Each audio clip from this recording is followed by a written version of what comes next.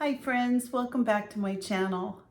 I'm in my fabulous 60s, heading into my 70s, and I love my life. I actually never thought I'd love it this much because back when I was in my 30s and 40s, things weren't always this way. If I could go back to that time and sit down with my younger self in my 30s and 40s with a nice hot cup of coffee and tell her exactly what I've learned, these are the 10 lessons that I would have shared with her.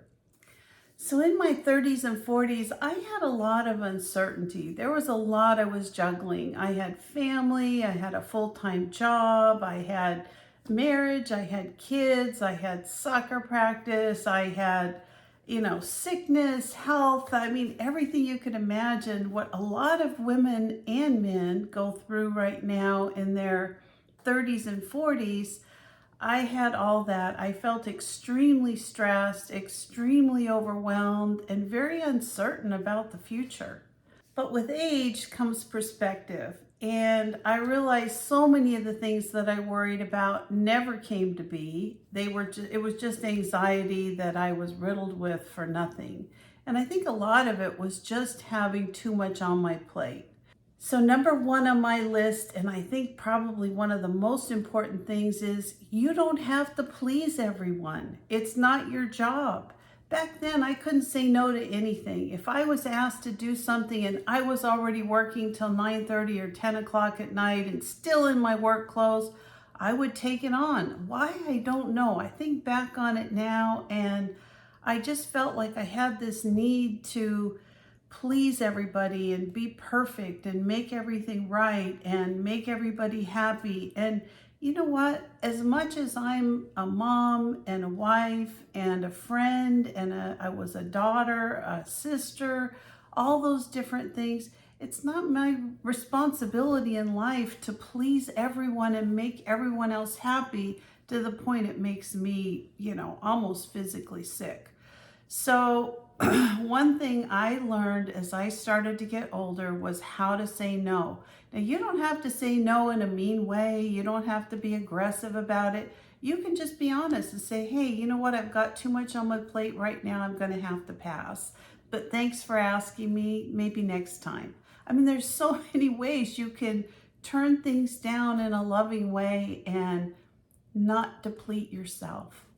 Number two is your health is your foundation. So back then, I wish I had spent more time on sleep, on nutrition, on making sure that I got rest, that I wasn't so anxious, that I wasn't taking too much on.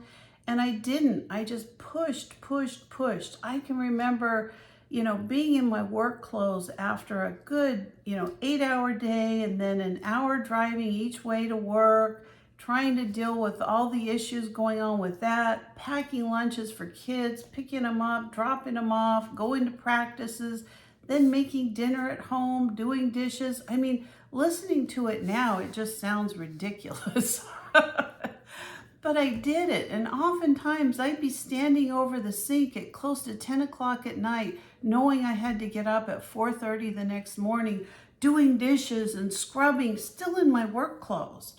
And I think back on it now, and a lot of things in my health really suffered. I started getting migraines in my mid-30s, and I discovered a lot of the things that caused those later as far as, allergies to foods and things like that. But I think one of the main things was that I wasn't getting enough sleep and I wasn't getting enough rest. I was just overworked and overdone all the time. I was sick a lot, catching things, but I think it's because my immune system was down. I was just doing too much. And many of you might find yourself in that position.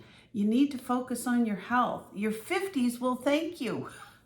Number three on my list is your job is not your identity. Now, jobs change, titles change, things change. And you know what? It wasn't until I got into my late 50s and early 60s that I really started to discover the things I really enjoyed doing. I had been supporting a family for so many years that I never really explored a lot of my interests. And now that's all I do is explore my interests. I spend time with the people I want to be with.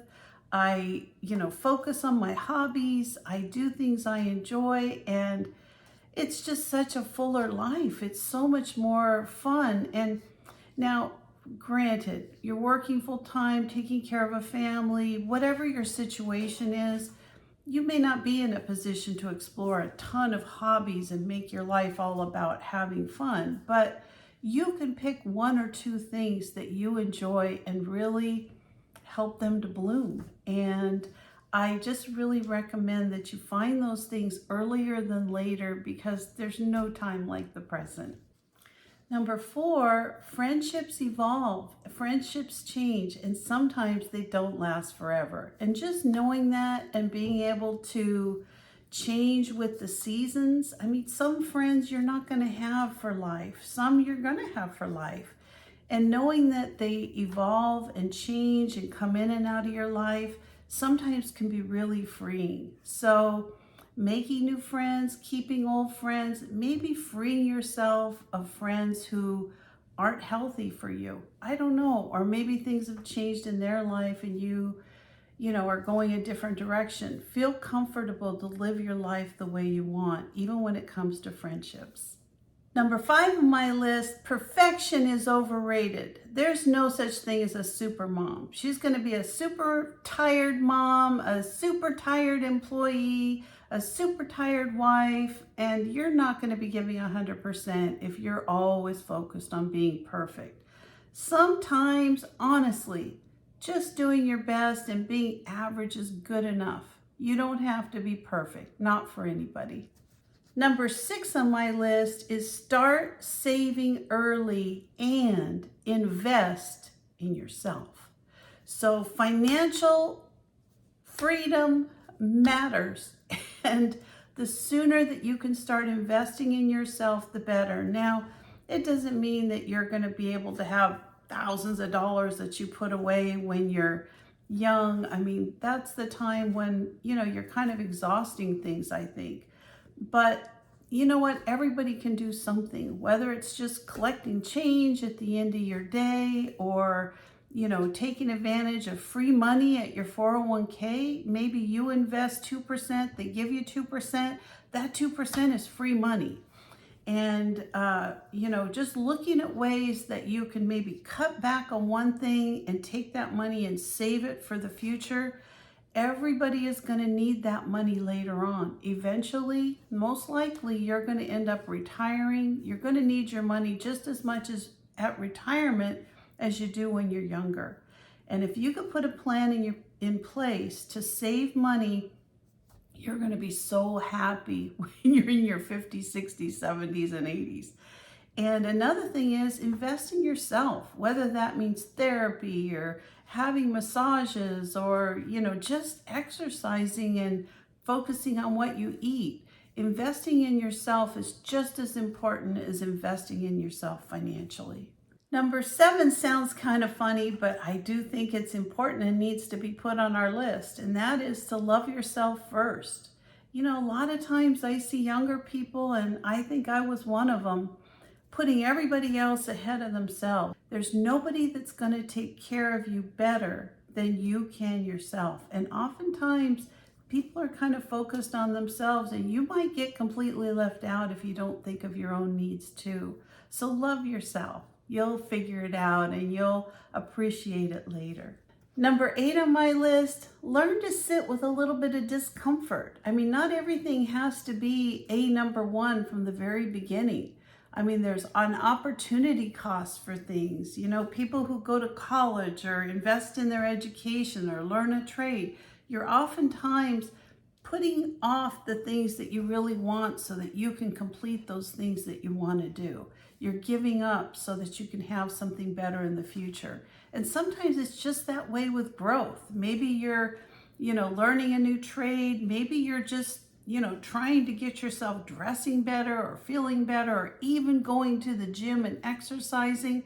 That takes some self-motivation and some practice getting used to those steps. So Don't be worried. If you're a little feeling a little bit of discomfort for a while, that's okay. Sometimes growth takes discomfort to be comfortable. Number 9 on my list is protect your time fiercely. So I don't know if you remember back in the day, I don't know, maybe the 70s and 80s, I got introduced to a Franklin planner from one of my first jobs that I ever had. And they actually sent me to a class on how to use my Franklin planner. Well, a Franklin planner basically was a day planner that helped you kind of plan out every minute of your life. Now, I didn't just use my planner for work. I used it for personal, for things going on with the kids, the spouse, the friends, the job, everything. I was at a point, I put my planner next to my bed at night. I think about that now. It just seems so dumb.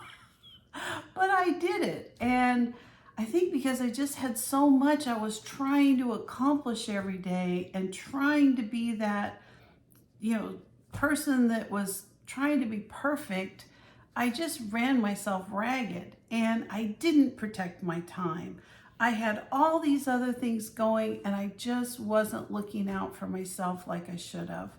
So my advice to you on that one, I think this probably is one of the most important things, and that is to protect your time. Don't let people steal it with nonsense. Don't let people steal it with drama. I mean, if you like that, I guess it's different. Maybe they're not stealing it, but I don't like drama. I don't like problems. I don't like gossip. I don't like any of that. It's just a waste of time. And I really enjoy it when I can just have fun, when I can enjoy my friends, my family, my hobbies, my interests, things like that. So protect your time. It's going to be one of the most valuable tools that you have in your life. And number 10 on my list is trust your instincts. You know what? Everybody has kind of an instinct about things that go on in their life. And many times we don't listen to those things and we say, gosh, I knew better. I shouldn't have done that. I should have thought it through. Trust your instincts. It's going to save you a lot of heartache, a lot of time wasted on things that you didn't really need to focus on or want in your life. Trust your instincts. You know what's going on, and that's a super important thing to really feeling good and a lesson that you can learn in your life. So that's it, friends. These lessons didn't come easy. Some of them I really learned the hard way, so I kind of know, what I'm talking about from experience, unfortunately. But I did learn a lot of them, and I've tried to implement them in my life. And if I could sit down with my younger self, that's exactly what I would say. Try to focus on these things as much as you can. I think they're going to bring you a lot more happiness and less anxiety and move you into another stage of your life more comfortably. So whether you're in your 30s, your 40s, your 50s, 60s, 90s, 100s, whatever your space and time is, try to think of these different things, these life lessons that you can implement early on to help you later on. You're going to be happy you did.